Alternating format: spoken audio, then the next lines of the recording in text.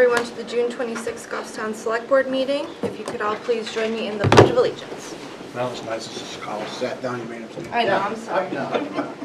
Pledge Allegiance to the flag of the United States of America and to the republic for which it stands, one nation, under God, indivisible, with liberty and justice for all.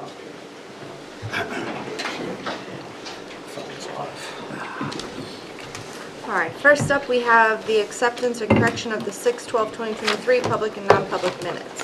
Make a motion to accept the 6/12/23 public and non-public minutes with corrections if need be. Second. Motion by Mark, second by Peter. Any questions, comments? All in favor? Aye. Any opposed, abstain? Okay, motion passes. And for announcements this evening, we have from the Parks and Recreation Department, the town pools at Barnard and Roy Parks will be open for the 2023 summer season on June 26th. Both pool areas include pool decks for sitting or lying as well as bathrooms. Pool attendees will need to supply their own chairs and towels, etc. Before visiting our pools, please visit the Goffstown Parks and Recreation website for the hours of operation and rules for each location. The pools will be closed at both locations for July 4th.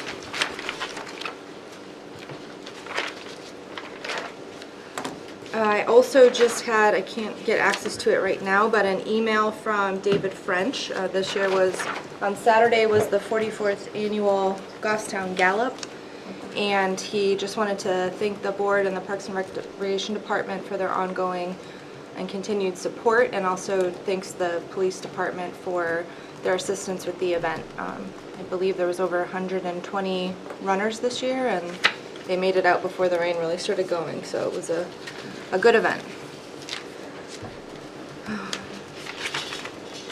Should we do the letter, Eric? Do you want to do that first? That was part of the consent agenda. Oh, okay. Gotcha. But if you want to talk about it with the board, we can. Do you want me to start on the town administrator's report? Yes, please. Okay, we're at tab 9 in your packet. Wednesday night at 6:30, the HCC will meet at Grassmere Town Hall. Yep. And at 7 p.m., Conservation will be in this room. Yes, sir. 6 p.m. on Thursday, CIP will be here. Yep. Next week, just a reminder, the 4th of July holiday is on Tuesday. Town Hall, the Goffstown Public Library, and Transfer Station will be closed. The town pools will also be closed. Trash and recycling will be on schedule. Wednesday at 6:30, Library Board of Trustees will be meeting. Yep. And Thursday at 6 p.m., CIP. At your next page, page 28, we have employee status reports. We have a police officer reassigned to patrol from detectives, a police officer assigned as SRO to Mountain View Middle School. You have a police officer, successful completion of probationary period and stipend for bachelor's degree. You have a police officer resignation. You have a step adjustment for Assistant Town Administrator Finance Director, a step adjustment for the Information Systems Director, and a step adjustment for the GTV Coordinator. You have 3 DPW seasonal laborers, rehires. You have a DPW seasonal engineering intern, which is a new hire. You have a DPW truck driver, new hire. You have Parks and Rec seasonal counselor, new hire. You have a Parks and Rec seasonal lifeguard, new hire. And you have Parks and Rec seasonal lifeguard. It says rehire here. We actually have 2 rehires. One was added today. You have the event permit for Goffstown Mainstream program, Uncommon Art on the Commons, on August 5th from 9 to 3 p.m. on the Town Common and along Main Street to Rotary Park. You have rights to inter West Lawn Cemetery, section 187, lot 12B. This is a correction to lot number. You have West Lawn Expansion Cemetery, section 52, S2, lot 85. You have a motor vehicle junkyard and junkyard operator license. This is a renewal for Force 5 Automotive LLC, doing business as Hebert's Used Auto Parts. You have a Lynchville Danis Park water betterment assessment in the amount of $2,104.65. And on the table here before you and emailed out is a letter of support for Goffstown Junior Baseball grant application to T-Mobile. They're seeking to construct 2 ADA accessible bathrooms at their fields rather than using porta potties, and they reached out to the select board to ask for a letter of support. Is it possible that a letter be changed that we could all sign it? Yes, absolutely. I think Yeah. that'd be proper, that, Yep. not that I'm not saying that Kelly signed it, but I mean, it shows unity. 5 names. If every one of us sign it. Yep, I can reprint that for tonight. I would appreciate it. Yep.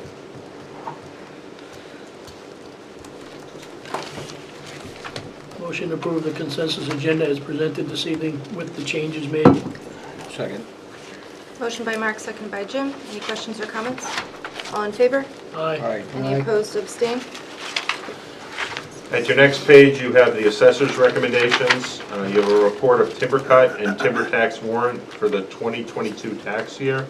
Map 2, Lot 21, and Map 10, Lot 6. Motion to approve the assessor's recommendation as presented.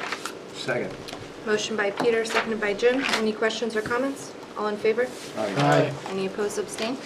Motion passes. At your next page, you have a volunteer appointment for EDC. The EDC recommends that you reappoint Chris Barrett as an alternate member with a term ending March 31st, 2026. Motion to reappoint Chris Barrett as an alternate member of the Economic Development Council with a term ending March 31st, 2026. Second. Go ahead, Jim. Motion by Collis, seconded by Jim. Any questions or comments? All in favor? Aye. Any opposed or abstained? At page 31, you have a proposed 2-year lease renewal for the space at Grassmere Town Hall used by Mary Lou Preschool. This is for a portion of the first floor, excluding the meeting room, an outdoor play area located in front of the building, and a storage area on the 3rd floor. A proposal is to maintain the current monthly lease for this upcoming year from July 1st, 23 to June 30th, and then do a 3% increase during the second year. Mary Lou has reviewed and would like to keep the space and agreed to the terms, and the revenue from this lease goes directly into the general fund. Motion to approve the 2-year lease agreement with Mary Lou Preschool. Second. Motion by Pete, seconded by Jim. Any questions or concerns? All in favor? Aye. Any opposed or abstained? Motion passes. At page 35 of your packet, you have a memo from the Information Systems Director. At your last meeting, the board authorized us to seek out quotes for the website development project. You have the detail of those quotes here. Brian is recommending, as well am I, Civics Plus. Again, they are the predominant municipal website developer in the region. Brian did a good job and reached out to department heads to see what they felt were essential components. Of the 3 that we sought out, they have the strongest ADA compliance, and there was no user limit for access to the website. And also you'll see there that while they don't have the, Granicus has a little bit cheaper project cost for the migration over to the new website, their annual cost is substantially more than Civics Plus. So the recommendation is that the board approve the website development project with Civics Plus. Go ahead, Pete. My question is on the annual cost. How long is that cost locked in for? So that will, with 4 years, and then it would be, we would expect it would be a similar increase to potentially other software packages. The good thing is at the 4-year mark, we do, part of the contract is we get a full refresh, so if we wanted to redesign the website, it would not be anything additional to the license. This project costs us to migrate over what we have now onto the new site. Derek, do you happen to know, does this have any functionality with an app or any kind of mobile features? It's as well? much more mobile friendly. Okay. It's it does not have a separate app, but some of those sites that are cited in the page that's attached, most specifically Murraysville, Pennsylvania. If you have time and you can go on that on a computer, but then we did it side by side with a phone. The way they have the tiles, it's an adaptive, works very good on the smartphones. So again, not a separate app, but very adaptive to smartphone technology. Any other questions? So that annual cost is written into the... Yes. So I make a motion to approve the website development project with Civic Plus as proposed and authorize the town administrator to sign the contract to take advantage of the current available pricing. Second. Motion by Peter, seconded by Mark. Any questions or comments? All in favor? Aye. Any opposed, abstain? Motion passes. At this time, we'll go ahead and open it up for public comment. Is there anyone here who wishes to speak for public comment? Okay, seeing none, we'll go ahead and close public comment.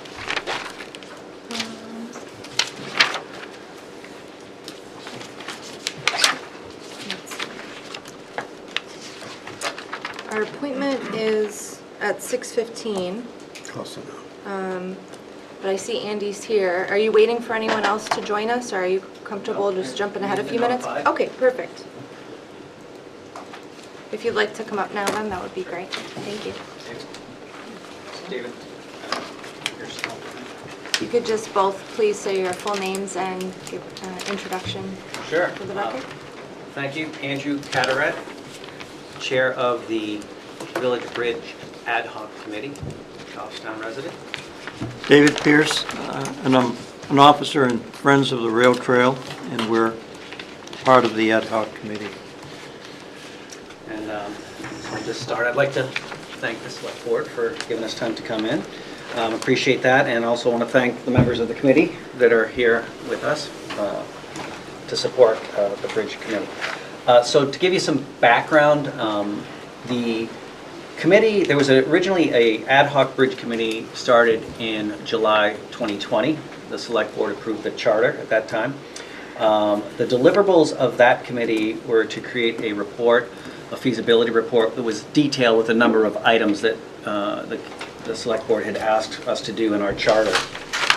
Some of the action items that came out of that we had at the top of that, and I hope it's on the website, and there's a link in the memo that I had provided. The first one was engage with Rotary Park around how a bridge would be constructed and ends, seeing as the Rotary Club owns Rotary Park. The next deliverable action item in there was work with the Friends of the Goffstown Rail Trail.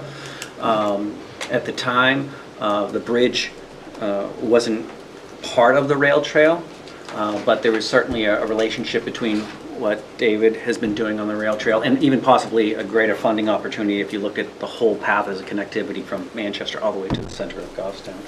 And then there was some other deliverables around allocating resources to designing and grant management, writing grants for funding. And then we had in it some estimates on costs, and we had some estimates on bridge design. Then there was a new charter, as you're aware of, which is what we're here for, is the Village Ad Hoc Committee, the 22-24 committee. And within that, you had deliverables, which was, building off of the past committee, was to, one, seek funding sources for the pedestrian bridge with the goal of minimizing property tax impact, and two, establish an independent 501c3 so that fundraising could be started to accept donations if that was the direction we were going to go. So what I put forward here on behalf of the committee is our recommendations as to where we are right now. And we had, the minutes have been posted, and I think Collis may have brought up some of these points, but one is to seek regional endorsement through the SEDS application process. I'm going to kind of go through these high level, and David, I'm hoping you'll correct me or answer any difficult questions. We've already kind of started that process, and so the timing wise for this committee is beautiful within the timing of the grant recommendations that we recommend. So the SEDS program, by having the bridge included in that, that's not necessarily directly funding, but it gives this project a little bit of a higher standard if it's accepted into the SEDS. And so the Economic Development Council recommended it, I believe the Planning Select Board endorsed it, and that has been put forward in the SEDS application. As far as a type of funding source, through the committee at this time, the most likely one would be the New Hampshire DOT Transportation Alternative Grant Program, or TAP. And David had helped me with some highlights on that. It's generally, it is an 80-20%. It covers 80% of the cost. It's a 20% match. Timing-wise, I think we're in a great window, because if you look, the next window of opportunity is for the fall of 2024. So if we were to pursue this grant, having been included in SEDS, and knowing that we have about a year to kind of pull together an application and proposal, it's perfect timing. If we're awarded that, that would be awarded in June of '25, and then those funds that are awarded are like a 5-year window of spending. You have to build that within, the project within 5 years. So timing-wise, we're really in a good window of opportunity. If we miss this, I don't know when the next application would be, but it's going to be further down the road, further out. And so one of our deliverables, seek a source to fund it. This is the logical source. It's been used on the rail trail already and has been successful. And then David mapped out kind of like a timeline of how things would move forward. The third item on here was, back to the deliverable, was, establish a 501c3. The Friends of the Rail Trail are an existing 501c3.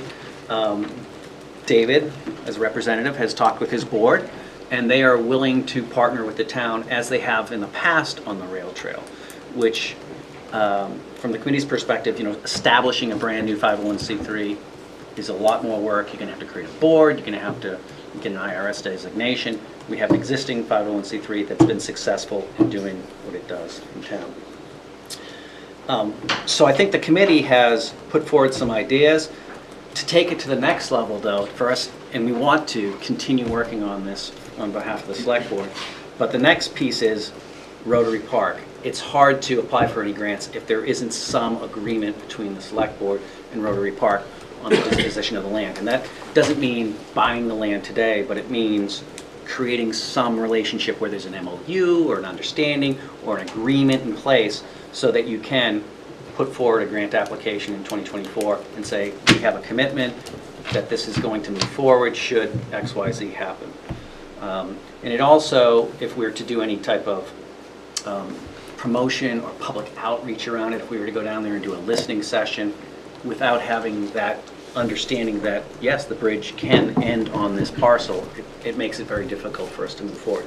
So as far as the fourth bullet, the committee would like the select board to move forward with discussions to either secure development rights so that we can help the town move forward on these other items, or could purchase it. And there's some pros and cons if you purchase now as opposed to purchasing later, and I'll let David explain that. But if you purchase it now, it sounds like some items that may come up later in grant application don't come up.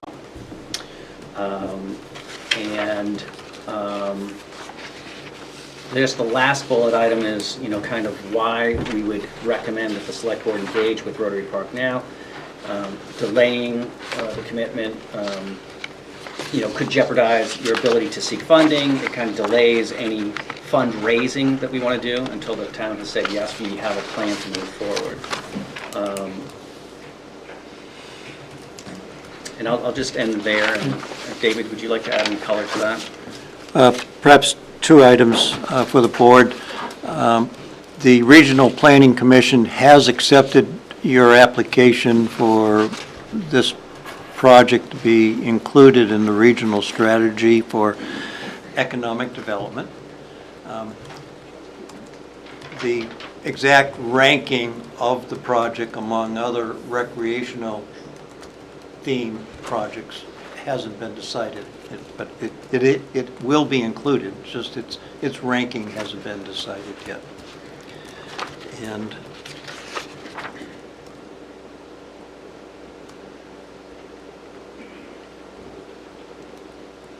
I'd just like to stress on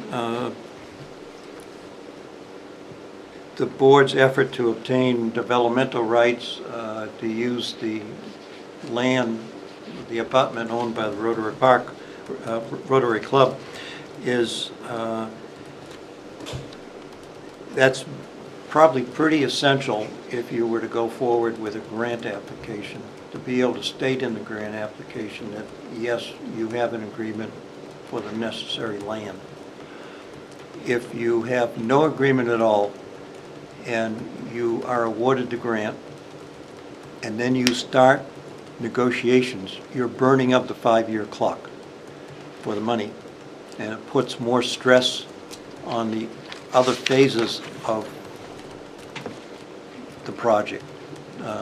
Finishing design, then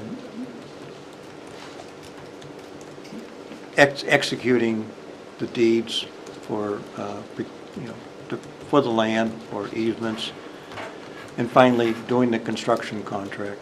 And of course, the final payment of the construction contract has to occur in that 5-year window. So,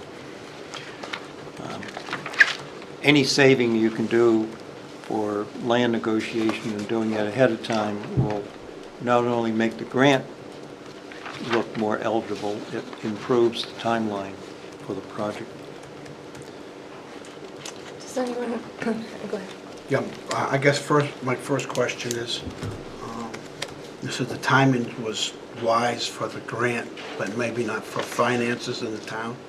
We're getting kind of strapped. Here you're asking for $250,000. Would it be your intention to do that as a petitioned article? Or are you trying to, So before we could even move forward with anything, I think that you need to have some agreement of the ability to build on that parcel.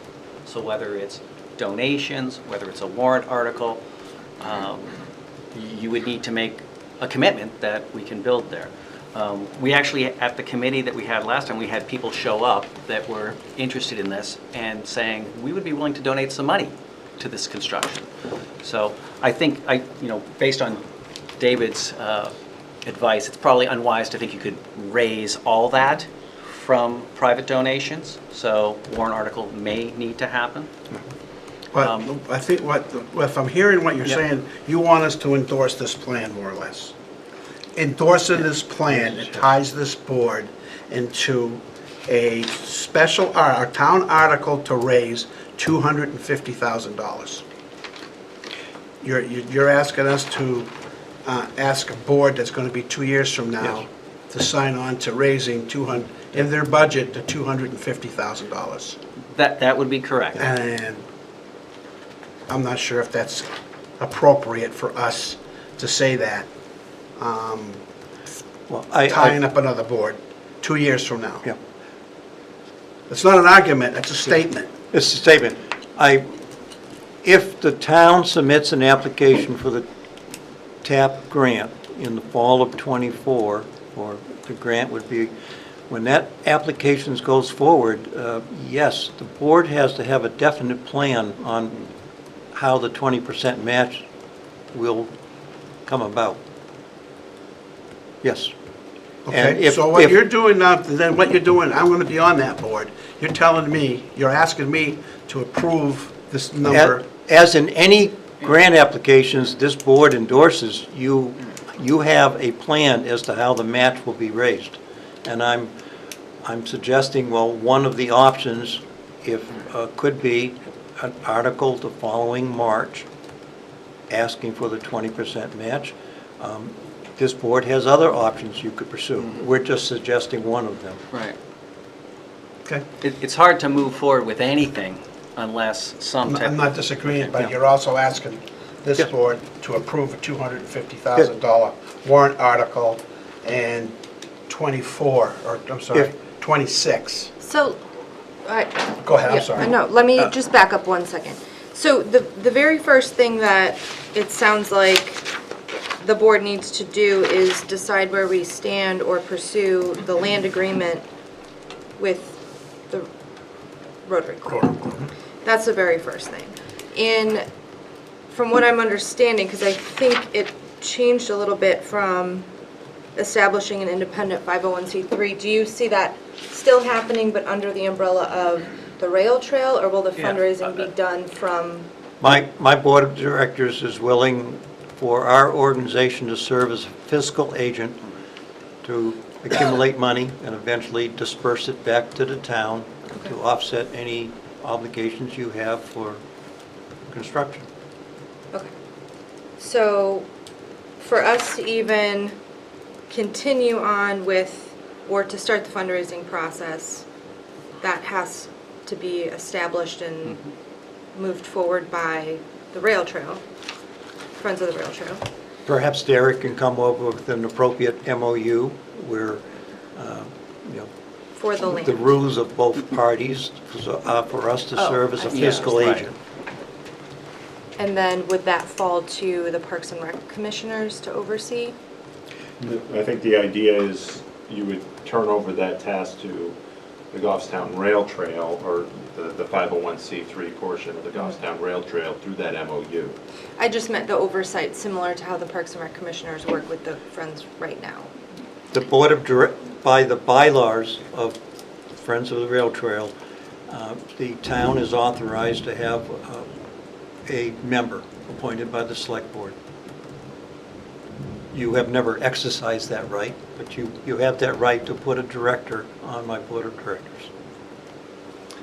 And so that person would have, you know, close oversight as to what the organization is doing with the accumulation of funds. Okay. Had So, When I'd like to pick back up on Mr. Georgiannis' point. No matter how much money or how little money might be raised through donations, the 20% match should be firmly addressed by the board. And I think Derek will say that if you were to let a contract for the project, you have to have the funds confirmed. If that's through a town article, then so be it. If you're committing impact funds, then you have a plan to do that. Well- Maybe you missed my point Yeah. is you're asking us, if we approve this plan, to commit the board in March of '26 for a $250,000 article. Well, It's, we're approaching this rabbit trail from different directions. If the Well- town puts in an application for a grant, you have a duty to understand where the match is coming from. That's all we're recommending. so if we decided to pursue that grant, it would have to be submitted in fall of 2024. Yes. Right. So we wouldn't even, right, we wouldn't have time to put that on an article for that grant application. So that means even to consider that by this board, we would have to have a land agreement with Rotary Park and an MOU with the Friends of the Goffstown Rail Trail. The latter, the 501c3 is like frosting on the cake. It's not necessary for anything you wish to pursue. Correct, but those are the first two action items we really need to take. So I think the first thing is the select board needs to decide what the land agreement with Rotary Park is going to look like and how we're considering approaching that. There's a little bit about a land swap. Has that been explored already, or is that just something that? These are somebody- ideas that we're putting on the table. So Derek, can you walk through the steps that you've taken so far with the Rotary So Park? the Rotary Park had made you an offer in 2022. The board considered it in non-public session. Beyond that, you have not taken any votes on that.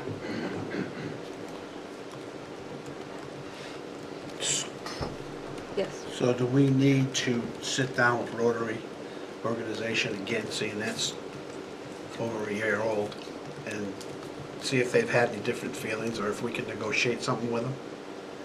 Yes, I think the board, if the board takes a vote on which direction you want to go, that you could do that. We could discuss the specifics of the request of the letter under non-public, under land, if you'd like. I make that motion. I make a motion, we take that up under non-public. I'll second that.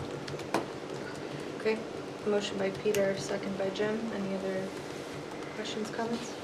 All in favor? Aye. Any opposed, abstain? Okay. All right, well, thank you both for that. We will take that up, and the board will decide how we'll move forward with pursuing a land agreement, and we'll let you know, I guess. But that'll be the first step for this process and how we move forward. 6:30 public hearing. We're in recess until. Yeah. The committee wants to continue working on this project. If you look at the charter, the two deliverables were those two items, but we really want to continue. So Our hope is that we can continue representing the select board, continue helping with the fundraising, continue messaging, maybe host listening sessions. So we would like to come back or get more direction from you as to where you would like us to go in the future. Sure. I mean, the rest of the board can speak freely, but I think we first need to rework the land agreement, because that's the first step to do anything. If that's impossible at this point in time, then I guess we have our answer, right? I think we need to effectively figure that out. the ad hoc committee is in recess until you offer something for us to be engaged with. If that's how you feel that, there's no movement forward until we get back to you, then. Thank you. Thank you both. Thank you. Thank you, gentlemen. All right, so we do have a public hearing, we have 3 public hearings at 6:30. So we're going to go ahead and start with the first one. The Goffstown Select Board is conducting this public hearing in accordance with 41:14-A to accept public input regarding the town's purchase of a 1,357 square feet of land for the highway right-of-way at 81 South Mass Street, tax map 30, lot 46. The purchase will allow the DPW to construct a new sidewalk on East Union Street and slightly realign the intersection with South Mass Street for better truck and bus turning improvements. The Select Board is scheduled to vote on this purchase on 7/10/2023. At this time, we'll go ahead and open up the public hearing. Is there anyone here who wishes to speak on this item? Okay, seeing none, we will close the public hearing. Do any Select Board members have any questions or comments on this one before our vote next meeting? Great, move on to the next one. The Goffstown Select Board is conducting this public hearing in accordance with 41:14-A to accept public input pertaining to the town accepting an executory interest of a 73-acre conservation easement being conveyed to the Piscataquag Land Conservatory at the Clark Ridge Farm on Patty Hill Road and New Hampshire Route 13, map 10, lots 3 and 3-1, and map 11, lots 1, 1-3, 1-4, 1-5, and lot 1-6. The Select Board is scheduled to vote on accepting an executory interest on 7/10/2023, and the Select Board is scheduled to vote on this purchase on 7/10/2023. This time, we'll go ahead and open up the public hearing. Is there anyone here who wishes to speak on this item? Okay, seeing none, we will go ahead and close the public hearing. Is there any Select Board members who have questions on this item? Just flying through these public hearings. All right, last one. The Goffstown Select Board is conducting this public hearing in accordance with 41:14-A to accept public input regarding the granting of a permanent easement across the town's rail trail, tax map 19, lot 47-6, to Nunick Holdings LLC, owner of tax map 5, lot 49, and William B. Roberts and Elizabeth H. Roberts as trustees of the William B. Roberts 1997 Revocable Trust, and Elizabeth H. Roberts and William B. Roberts as trustees of the Elizabeth H. Roberts 1997 Revocable Trust, co-owners of tax map 2, lot 59. The Select Board is scheduled to vote on this purchase on 7/10/2023. This time, we'll go ahead and open up the public hearing. Is there anyone who wishes to speak on this item? No? Okay, seeing none, we'll go ahead and close the public hearing. Any Select Board members have any questions on this item? All right. Next, we have the Police Chief. Chief Sereno, you're up.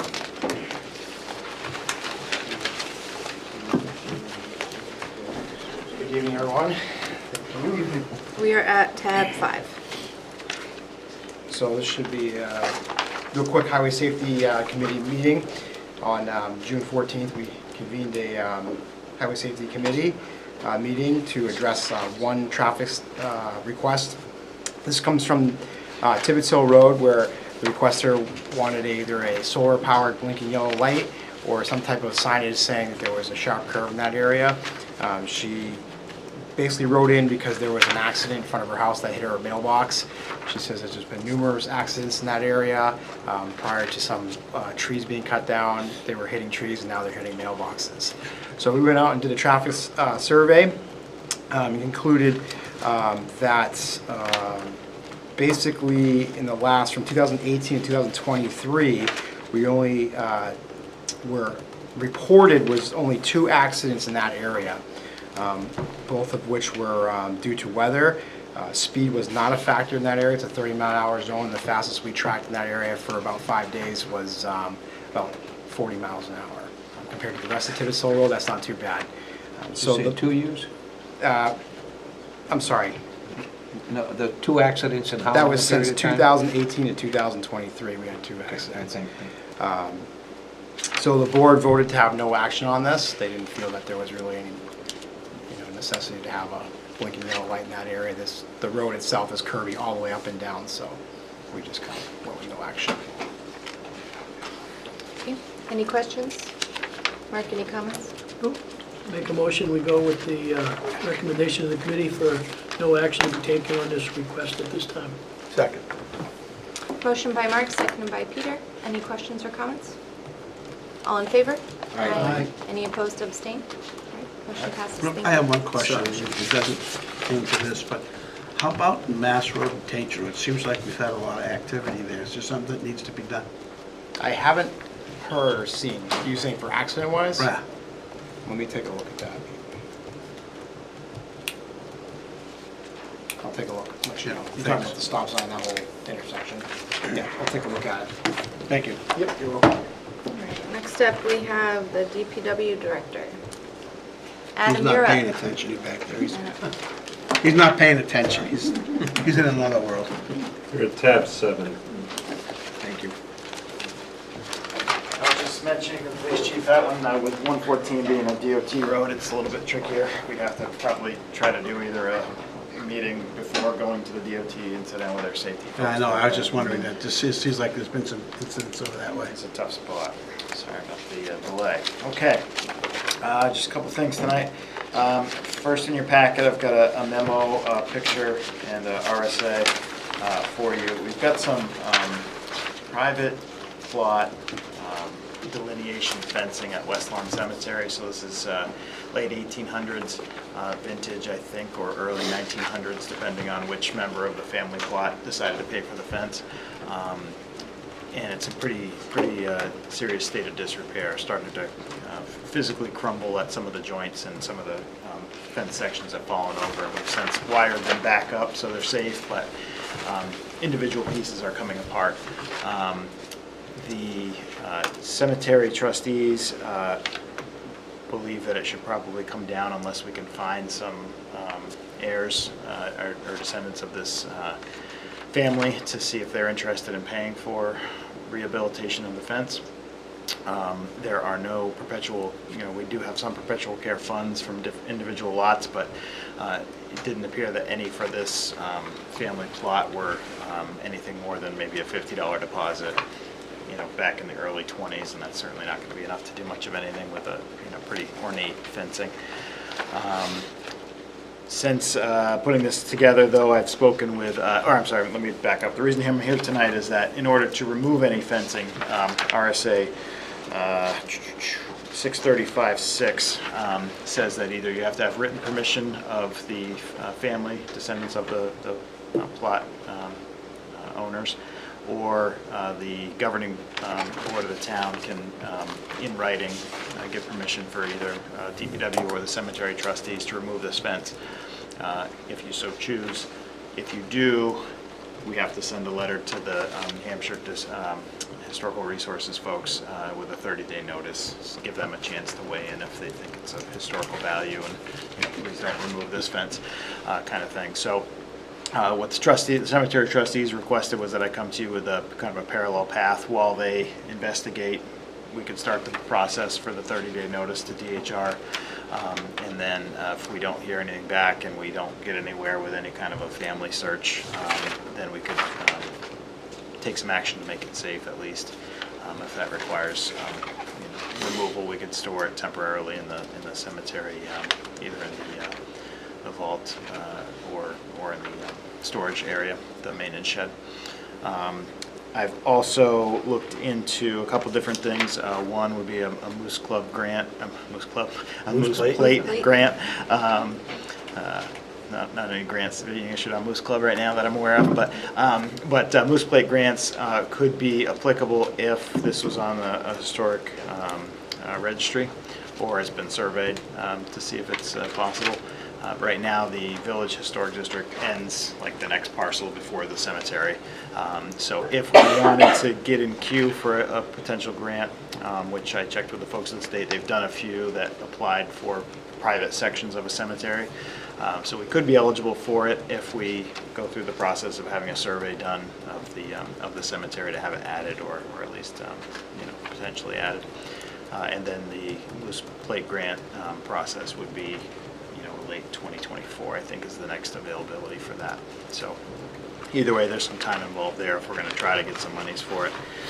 Simultaneously, I reached out to a company that's done a few of these historic fencing, wrought iron fencing restoration projects, Cassidy Brothers Forge in Massachusetts. So they've got, I sent them a bunch of pictures and some dimensions, and they're going to get back to me with kind of a ballpark idea of what this project would even entail. It could be a pretty significant ticket. So don't want to waste any time applying for any grants or getting ready or going through surveys if it's going to be something that's way outside what the board would be interested in spending. So is this motion premature then, if you're waiting for information for restoration? I think probably 30 days. I could. It's right now. It's in a safe condition. I think I'd still request the board take the action to at least give the notice. That way we've checked that box. If we do strike out, or if it turns into a $100,000 artisanal repair or something like that, I could come back to the board for the final. Because this authorizes the removal. That when you authorize it, just the removal, and not any reconditioning. So if we decided to do reconditioning, would you come back in, or? Yes, I think so. Or if if they say, "Oh, let's come take a look at this and give us a couple more weeks," I wouldn't remove anything if there's any kind of a All right, so I'll make the forward, I motion to guess. authorize removal of the wrought iron fencing from West Lawn, Range 37, Lot 4, pending a 30-day notice period to the New Hampshire Division of Historical Resources. I'll second that motion. Motion by Pete, second by Collis. I have Jimmy, a any question. questions? Did you say you made a search for lineal descendants? The cemetery trustees are looking into that. I don't know how far along they are as of today, but As I read the statute, we can't do anything if you find some. Is that? so it's either or. So if you find family, they can give you written permission to remove, or hopefully the best case scenario would be is they've got some deep pockets and they say, oh yes, we'd like to maintain that. If you can't find any, or if they do not want to do anything with it, the governing body can make the written decision to. But not until that determination is made that we can find, or we can't find any lineal descendant, I think. Correct. At Right. any rate, we've got to let the 30-day clock run. Correct. Yep. All right, so we have a motion on the table. Any other questions? All in favor? Aye. Any opposed or abstained? Motion passes. I All right, can draft a letter for I'll have to- chair signature. Yes, great, thank you. Do you have another item you'll have to It's pretty quick, hold I off on think. that? We have a public hearing right now. Presentation. Oh, I'm sorry, presentation, 6:45, so I'll have to have you wait for the last one, sorry. All right. It's not like it's my anniversary or anything tonight. Nothing what? Hey, I On my almost way. gave you a hard time about going quick, but I didn't, so. All right, at this time, we have a presentation from Twin State Clean Energy Link. Hello, how are you? Good, how are you? If you all wouldn't mind just please stating your name for the record? Absolutely. For the record, my name is Caitlin Monroe. I'm with Hilltop Public Solutions, and we are working with National Grid on the Twin States Clean Energy Link. And I am joined by Project Manager Orlando Martinez, Dan Balin, environmental scientist. So I'll do a quick overview. The Twin States Clean Energy Link is a 1,200 bidirectional or 1,200 megawatt bidirectional transmission power line from Canada to Londonderry. We are undergrounding through Vermont and parts of New Hampshire, and then using existing transmission infrastructure from Monroe, New Hampshire to Londonderry. Just to give you a quick overview. The reason we're here is to give you all some information about the project. The existing infrastructure already runs through Goffstown, so we just want to make sure you have an idea of what it looks like, kind of what the proposal looks like today, and know that the other part of why we're here is because we are in a competitive bidding process through the U.S. Department of Energy. There is a program called the Transmission Facilitation Program that I think the RFP process started at the beginning of this year. And so we are among several other major transmission projects vying for significant funding to cover the initial construction, technically through buying the electricity to mitigate the risk around this project. So we're going to talk a little bit about why we're doing this project, what it looks like, the specifics around Goffstown, and obviously answer any questions that you all have. And the other piece of this is obviously the beginning, the very, very beginning. This project is really in its infancy, and so we want feedback from you all. You know, we really kind of want to begin the conversations here, and as part of my role will be really kind of developing our stakeholder and community engagement plan as the project moves forward. So it's going to be really important that we hear from you. I don't live in Goffstown, I live in Concord, so I don't know all of the people. I don't know all the residents, the businesses, the community organizations, the people who would be impacted or would want to know more about the project. We want the door to be open, we want to be transparent, and we want to start and build this relationship now. And again, make sure that we're answering any questions or concerns that anybody has. So, super long intro. I'm going to hand it over to Orlando to kind of dig into the details of the project. Hi, thanks again for allowing us to be here tonight. Even though it's storming outside, it's nice to be here. Just to give you a little bit of an idea of why we're here, or why we came up with this idea of this project. When we say we, I'm talking about National Grid, also known as New England Power, that has the transmission lines through Goffstown. But a lot of the states in New England are now working towards making the grid greener, which means that the source of the electricity produces less greenhouse gases than otherwise. For example, you can see that the effects of that has already been happening over the past 20 years. If you look at the top left-hand corner there, you have a graph that shows the percentage of coal, oil, and natural gas that has been used to generate electricity. And it compares the year 2000 with the year 2022.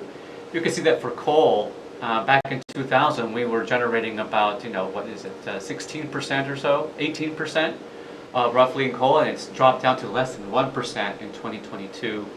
For oil, 22% dropping down to about 1%. Natural gas has been sort of the bridge fuel, so that has gone up from the year 2000 to the year 2022. Right now, we're at about half of our electricity comes from natural gas-based generation. So that's been happening. More natural gas has been being used.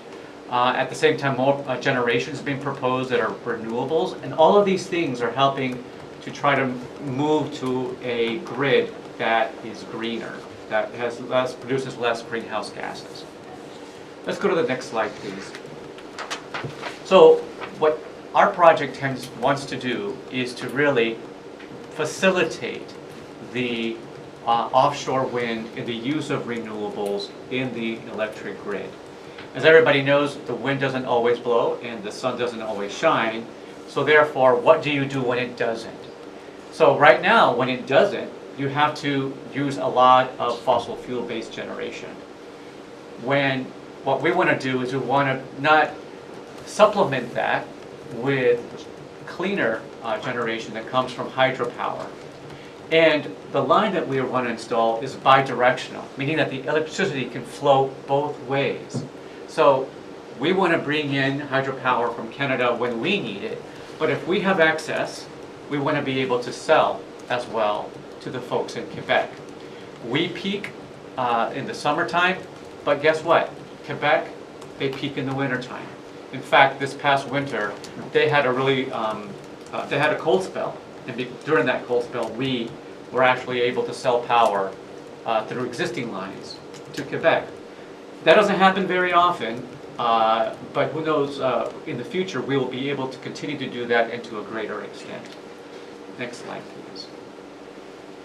So we want to tap into the resources that Canada has in terms of hydropower. They're also doing a lot of wind, etc., up there as well. But ultimately, a lot of New England states are currently proposing offshore wind projects. Massachusetts has about 3,700 megawatts of offshore wind proposed. Rhode Island and Connecticut as well are following suit. And also Maine has projects to build offshore wind.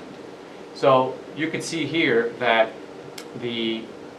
those resources up in Canada can help to make sure that the resources that we're building in New England are viable resources. Next slide, please. And as Caitlin mentioned to you, the reason that we're here is because we want to tap into this program that the U.S. Department of Energy is putting forth.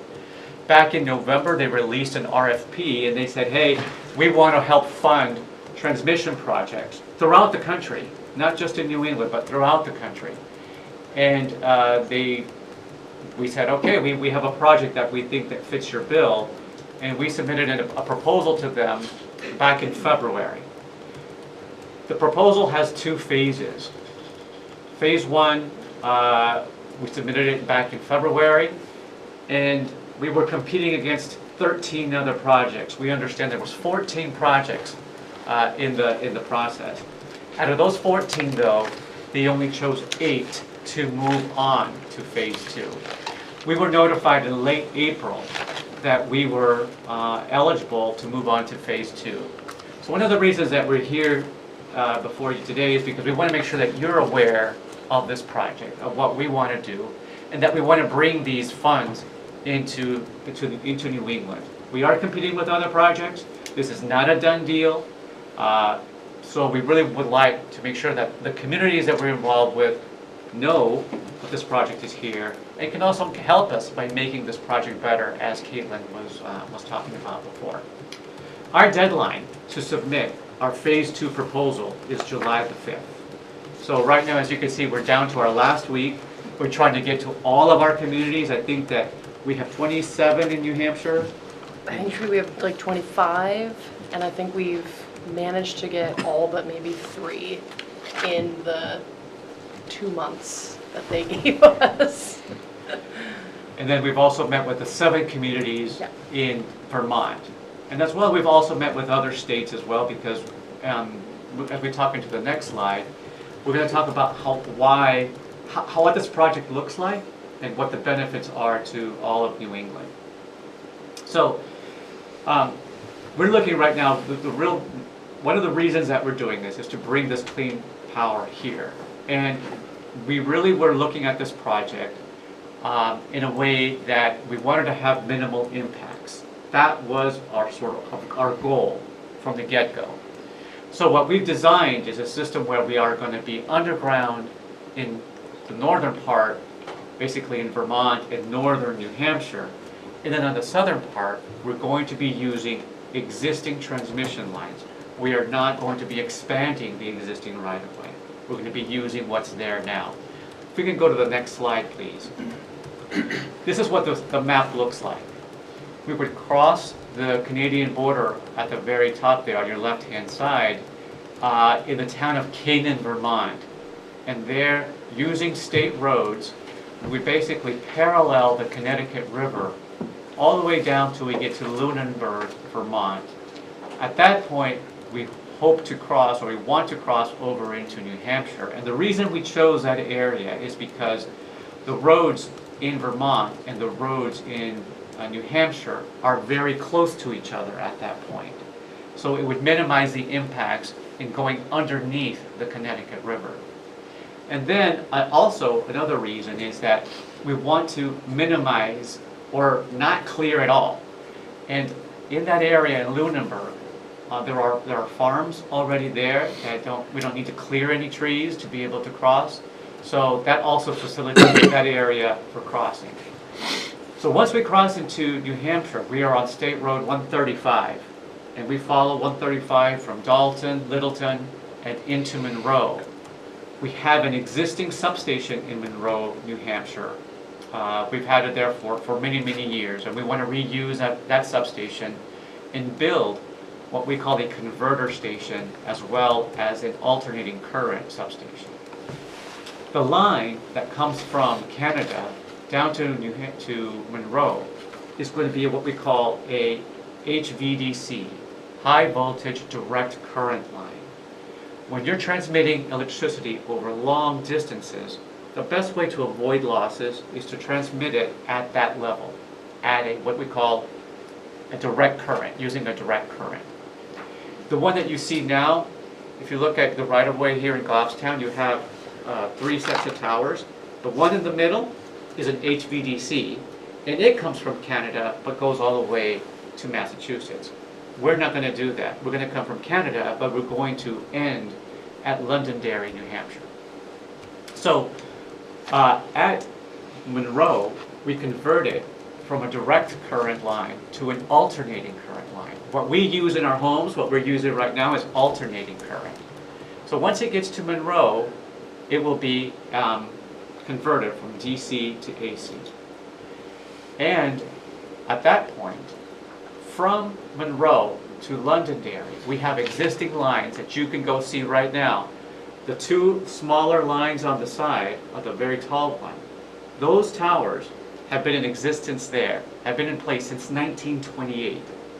And what we're going to be doing is we're going to take the wires that are there, changing out those wires to higher grade wires, going from a 230 kV system to a 345 kV system, and then using those wires to come down to Londonderry. We do not have to expand the right-of-way. We're going to be using the existing right-of-way. We may have to do some tree trimming, some vegetation management, but no tree clearing, no expansion of right-of-way. That's what we want to do. So if we have to, in certain cases, because of the terrain, we might have to make these towers a little bit taller. They may be 10 feet taller, 15 feet taller. They're not going to be taller than the HVDC line that you see currently. We'll show you the cross sections in a couple slides so you can actually visualize what we're talking about. You might think, of why are you ending in Londonderry? Why are you not going further south? It's a very important reason why we wanted to do that. Londonderry is a key sort of transmission infrastructure area. It's a crossroads, really, of electric lines that go from basically Scobie Pond, if you guys know where Scobie Pond is. It goes through Londonderry, and these lines go west to Vernon, Vermont. At that point in Londonderry, too, you have our lines and other lines that go south into Massachusetts and from there into Connecticut and Rhode Island. So it's a very important, as we see it, transmission hub. So we wanted to bring the power there because at that point, it's not for any particular state, it's for all of New England, because power can flow up to Maine or to other parts of New Hampshire. It can flow west to Vermont and then south to Massachusetts and to other states. And that's why we chose Londonderry, because it is an important transmission area for all of New England, not just for New Hampshire. Let's go to the next slide, please. So I'm going to pass it over to my friend Caitlin here. She's going to talk a little bit about the benefits that will come to communities as part of this project. I'm actually going to cover most of this slide and the next slide so we can bulldoze through the next one. So host community benefits, we'll start there. Because we are upgrading and adding, in some cases, new infrastructure or updating existing infrastructure and improving the assets, we're looking at increased property tax revenues for every host community. So that obviously includes Goffstown, and I'll explain that. That'll be in a couple slides, and we'll kind of show you the mileage and the increased tax revenue specific to Goffstown. We have partnered with IBEW because it's really important that jobs that come with this project are as local as possible. So we're really trying to make sure that we're recruiting from New Hampshire and surrounding states. The lower energy cost here is not it's because we're not a generator and because we're not that type of utility, it's something that will come through changes to the market. So because this transmission line is going to offer a new dispatchable form of energy instead of relying on some of the more expensive, less efficient natural gas generators, we would be able to essentially phase out some of these less efficient natural gas generators and bring in more affordable hydro in those times of need when we're needing to dispatch ISO New England, as Orlando loves to talk about how great they are. Their economic dispatch system is meant to select the cheapest options. And so when we bring hydro in and it's dispatchable and it's accessible, just like natural gas is, it's going to help bring down the cost of energy across the board. That's definitely an oversimplification, but just to kind of give you a sense of the changes to the market that will come, especially with the push from this entire region to go greener, as Orlando mentioned. Some people might be familiar with the COAS loop. The upgrades that we're making to the existing infrastructure in New Hampshire are actually going to make it a little bit easier for folks to interconnect in the COAS loop. There's still some hurdles to doing that, but by updating this infrastructure, it's going to make it less expensive and a little bit less difficult for new generators to get involved in the COAS loop, bringing more New Hampshire generated renewables, which is pretty cool. Obviously, like I mentioned before, we are not just kind of providing benefits that just come along with this project, whether it's jobs, whether it's, tax revenue. We're also, National Grid has also partnered with Citizens Energy, and we have kind of started to develop the very, very beginning stages of a community benefits program that's really going to, this is the first conversation to help us really start to develop that, but to look at what are the needs of the communities who are hosting this project. Is it energy related? Are you looking for audits for your town buildings? Are you looking to build solar on your schools? Whatever it is, it's something that we want to kind of open the door and have a conversation about and see kind of, how can we work together on different, needs that the communities have.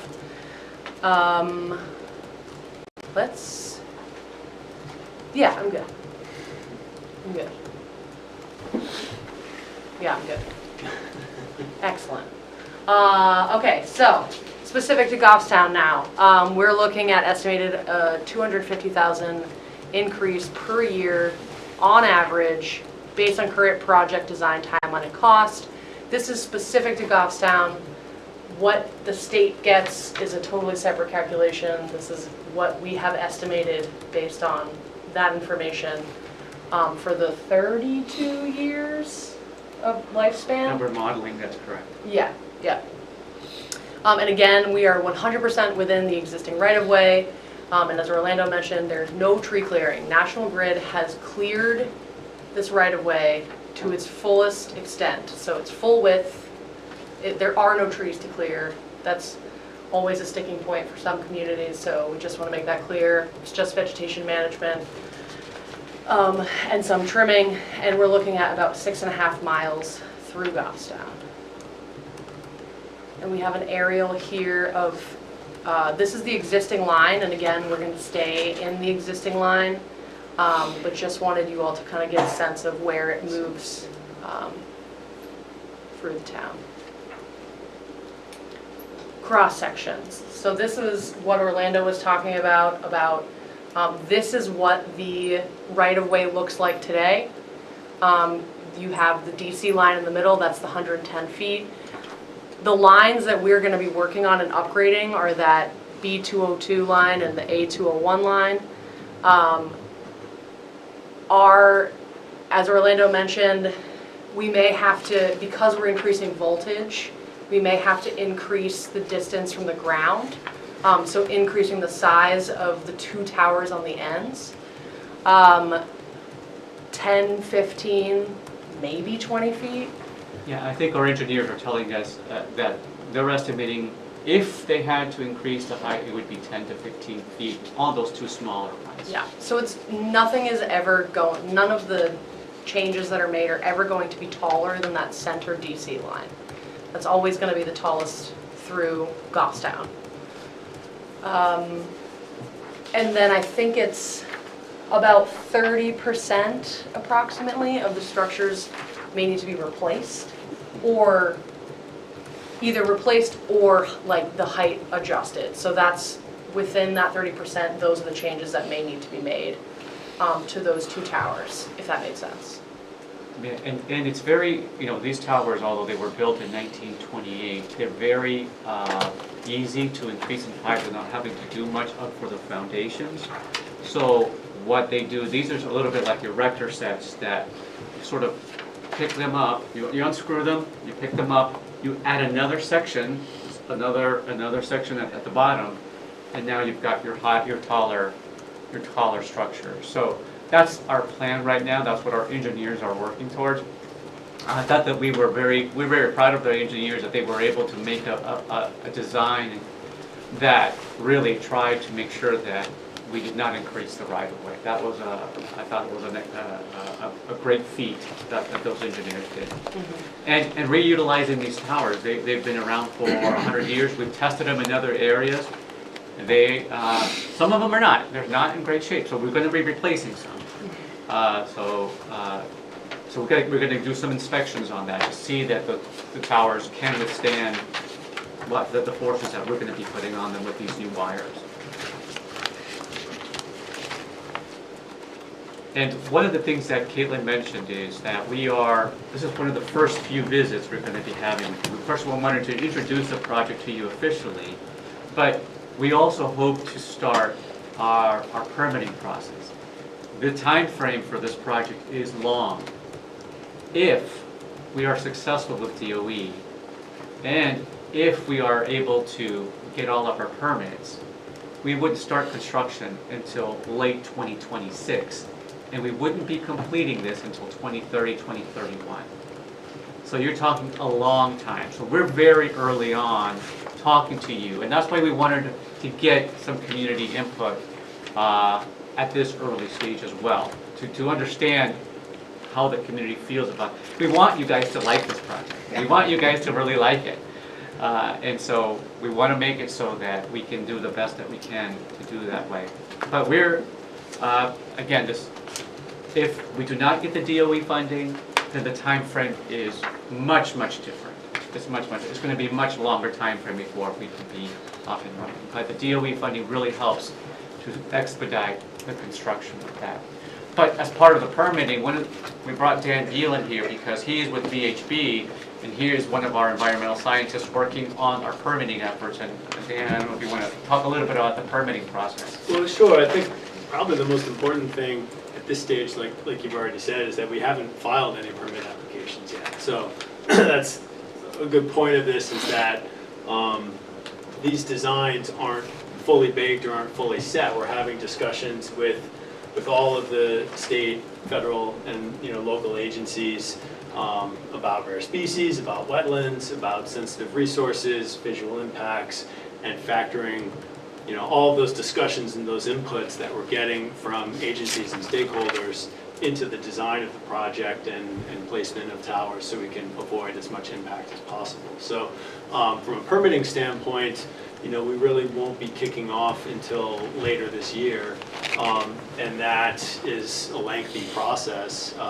starting with the federal National Environmental Policy Act process that will take 1 to 2 years, likely depending on the nature of the environmental assessment, and then roll into other federal permits and then state and local permits, and this is a many years long process. And I think the important point right now is that overall as a project team, whether it's environmental or engineering or stakeholder, we're in data input mode. We're trying to gather information from scientists about sensitive species, from the public about important resources and others so that we can, when we do come forward with our permit application, it's something that the agencies know is coming, they know what's in it, and we're addressing their concerns before they even look at it. And that's our approach to this overall. So I think that filters across groups, basically, to help us design the best project.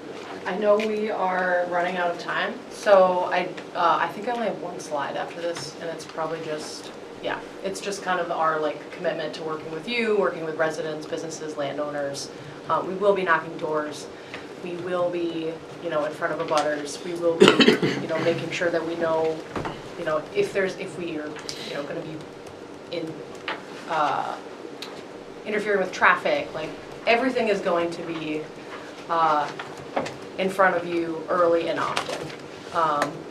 And we're just very committed to making sure that this is a two-way dialogue. So I have 4 minutes, I think, to get questions, if anybody has questions. My first question is, do you have to wait till you have all the permits from Canaan to Londonderry before you start the project? The answer is yes, because our management doesn't want to move forward until we have approval from all of the community. So they're not going to invest having at risk that somebody may say no. And when you said green, you talked about wind and solar, but you didn't mention anything about hydro locally, where there are smaller dams in the state here that generate electricity hydro. That's not into your program at all? Those, as far as we understand, the dams that are currently along the Connecticut River are currently connected to those lines that are existing right now. So, for example, at Monroe, that we have like, I think there's like 3 little substations there tied into the dams that are there. So that power, in fact, flows through those existing lines, and it will continue to flow. So if there are other new hydropower facilities that can get interconnected, I think that the upgrade that we're doing will have space, we believe, for these additional generators. But we don't know of any, except for the existing ones. And the smaller ones like we have here in town are not a factor? They should, because we're operating at a very high voltage level. Usually the lower, and I could be wrong, I don't know your specific situation, but some of the lower capacity dams are connected at lower voltages, maybe 34.5 kV, maybe up to 69 kV. We're going to be at 345 kV. That's big boy stuff. And they could definitely ramp it up, but it's an additional cost for generators if they want to take it to this. Because this is like a highway, and like there's a little bit of a toll you have to pay to get into that highway if you're a generator. Thank you. Any other questions? I don't know if this means anything, but your thing up there says burying lines are ways to minimize visual impacts, and it has been driving me, it's been a concern of mine lately, of the amount of wires everywhere I go. And I'm curious why it's buried, the line is buried basically through Vermont and parts of New Hampshire, and then why, I understand, I suppose, it's cheaper to use an existing above ground line, right? And it's less disruptive too, for us to, you know, So change the entire. Was there a existing line above where you got it buried? No. In Vermont, there are some lines there, but in order for us to use those, we'd have to expand the right-of-way, and that was one of the things that we were looking to not to do, is not to expand the right-of-way. And even if you buried it down here, they'd still be the existing lines above, right? Exactly. So- And also, I think feedback we got from Granite State Power Link, thank you, getting my links confused. Granite State Power Link from 2017 was feedback from that in Vermont was you can't be overhead if you're going to get community support on this project, because all the options I think that we were looking at were either going through conservation easements or expanding right-of-ways, which we're not going to fly. Thank you. In certain areas, our power lines precede certain conservation areas, so we were there before that, but now they're conservation areas, and if we were to expand, we would be taking that land out, and it's not something that we wanted to do. Thank you. Any other questions? Thank you very much for the presentation. Thank you all for coming. Thanks. Thank you. Thank you. It's always nice to have a heads up. And good luck. I will leave some of my cards and our community outreach cards, so if anybody has questions or anything in the future, or constituents reach out, you have a place to send them. Thank you. All right, Adam, you're back up. And we're back at tab 7. Oh, no problem. Okay, so I changed my mind, I'm good. So the other item I had were just 2 draft RFPs for advertisement, hopefully.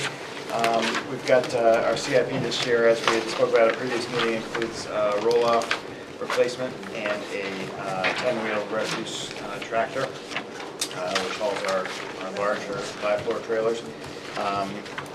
What I'd like to do is put out the bid for both for late models. We've got a 2023 or newer for the tractor and 2020 or newer for a roll-off truck. See where those come back, and then come back to the board with recommendations if we have enough money to get a roll-off truck instead of a roll-off trailer. I don't know if everybody had a chance to see the video that I had uploaded and shared, kind of showing some of the difficulties we have with the roll-off trailer because of its length, plus the 5th wheel hitch, which is unusable space, plus the length of the truck. It's quite a trick trying to get that into the places that we can actually bring demolition, for example. A roll-off truck would allow us to operate with a Class B or a Class A license, which is nice. We don't have Class A's across the board at DPW, so it gets us a little extra flexibility.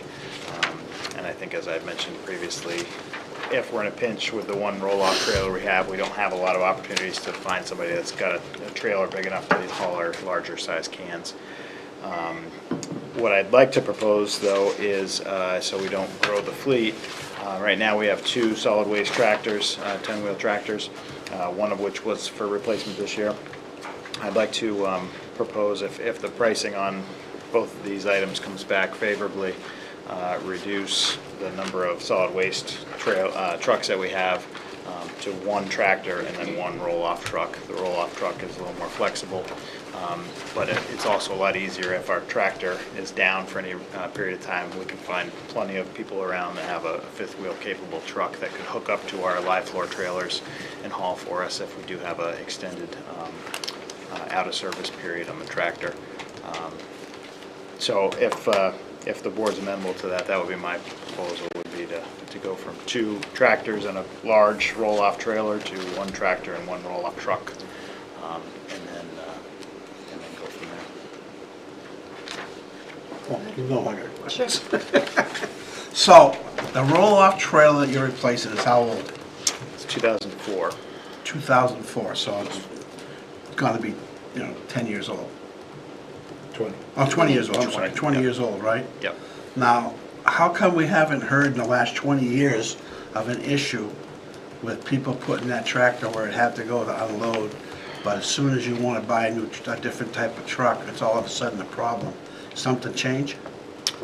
I think there's a little more involvement. So as you know, we had a reorganization with the division, so now we have dedicated solid waste foreman. So since he's been involved, our foreman actually has a Class A license, so he is driving the truck. So it's one thing to hear it secondhand from somebody, hey, it's really tough getting in here, when you're somebody who's managing both, in this case, in the past, solid waste and sewer. We had a reorganization, so we've now got a dedicated supervisor, and he's hands-on with a Class A license, so he's seen it himself, and now he's got my ear with that. So that could be part of it.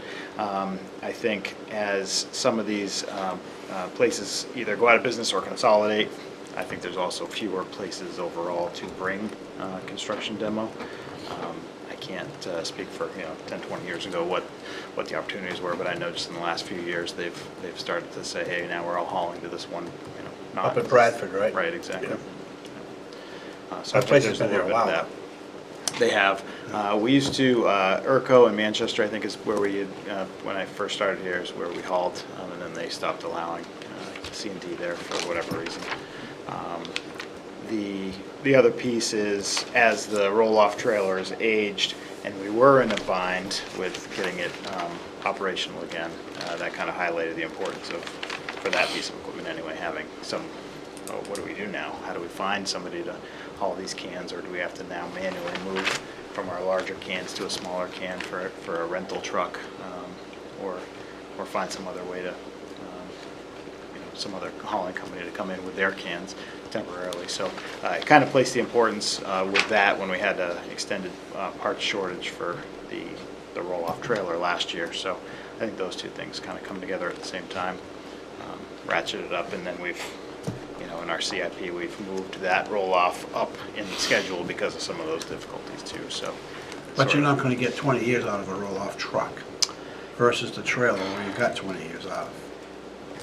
Probably not, but the goal would be as close to that as we can. Our tractor that we're replacing this year is same age. It's 2004. Granted, it's one of two, so it's kind of in the back line, and that haul doesn't haul as often. With the roll-off, it's not a daily drive vehicle like the long haul tractors are, and where he's making sometimes 2 runs a day. With the tractor, the roll-off might be 3 days a week. It might run a couple of runs, so it's certainly less mileage, less hours on the engine. So we would hope to get a good amount of life out of it, but 15 years, 20 years, I can't tell you, of course, until we're there looking it in the face. But Adam, what were the CIP budgets for this? so the tractor was budgeted at $190,000. The roll-off was $180,000. That was the trailer? It was to replace the roll-off trailer. Right. We had bumped that up with the hopes that we could get a truck, but weren't sure. And then we have the 2004 tractor that would be replaced this year, the 2004 trailer that would be replaced, and the other tractor is a 2019. We haven't had that one all that long, but if we're going to go down to just one, the recommendation would be get a new truck and then trade in both the 19 and or auction off both the 19 and the 2004. But it all kind of is predicated on going out to bid, seeing, trying to drum up some extra bids too from folks that we see that have it for sale, and then just see if we can make the dollars work. If the dollars don't work, then we'll have to figure something else out. Any other questions? I'm up for giving it a shot. Let's see what happens. Okay. Is that a motion? Yeah, I'll make a motion. A motion to put out the RFPs for both the roll-off truck and the 10-wheel tractor. Yes. Motion by Mark. Do you have a second? Second. Second by Collis. Any other questions or comments? All in favor? Aye. Aye. Any opposed, abstain? I oppose. Just on principle. It's all right. You need a split vote every few months around here. Okay. So I'll set a date, try to align that with a board meeting so we don't have anybody waiting too long. Happy anniversary. Thank you very much. I'll pass that along. Tell your wife, don't blame it on us. Blame it on these people tonight. She saw this one coming a while away, so it's all right. Just add it to my tab. Have a good night. Thank you. Thank you. All right, so we are up to new business. Do we have anything for new business today? Do we want to talk about the department head review schedule?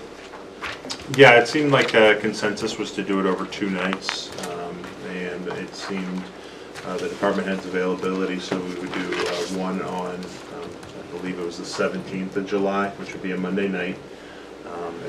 We can do 6 o'clock, and then it would be on the 31st as well. Does that work? Works for me. Okay. Yep. Thanks for doing that. That sounds good. And then You were able to confirm that we have the space available for the 24th for the employee For appreciation Roy Park, celebration? yes, yep, Rick confirmed that. I asked about Barnard, but football starts, so he said that wouldn't be Yeah. available. Okay. I think if we could do the same parking situation, it will still work. No, that's Jim Shop. Yeah. Yeah, parking. So parking director. You're gonna get a So vest? We'll get you a vest, that's true. So sad. So with that, on the 24th, we could probably go ahead and send out the, save the date, Yep. like we did last year. So I left a message for Rick, he didn't call me back yet. But Okay. he probably knows why I'm calling. Oh, but not these guys again. Oh, I know they're also having having a heck of a time with Roy Park Pool right now, so. Oh, really? All Yeah. the weeks? No, I think just getting it going, yeah. So it didn't open today. The weather prevented them, even Barnard Park, the thunderstorms, they had to close. I know I drove out there last week, they were pumping it out, Yeah.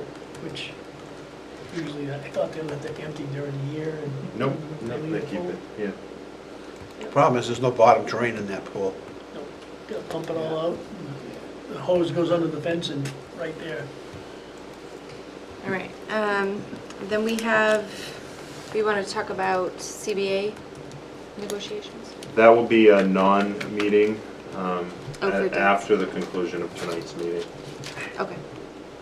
That falls under the non-meeting provisions of 91A. Anything else for new business that I'm forgetting? Okay. Anyone else have new I business? guess the only other item I had for old business was bi-weekly payroll. You know, the board Oh, had yeah. taken a vote in April to authorize us to start that process, and then we brought some additional information back to you.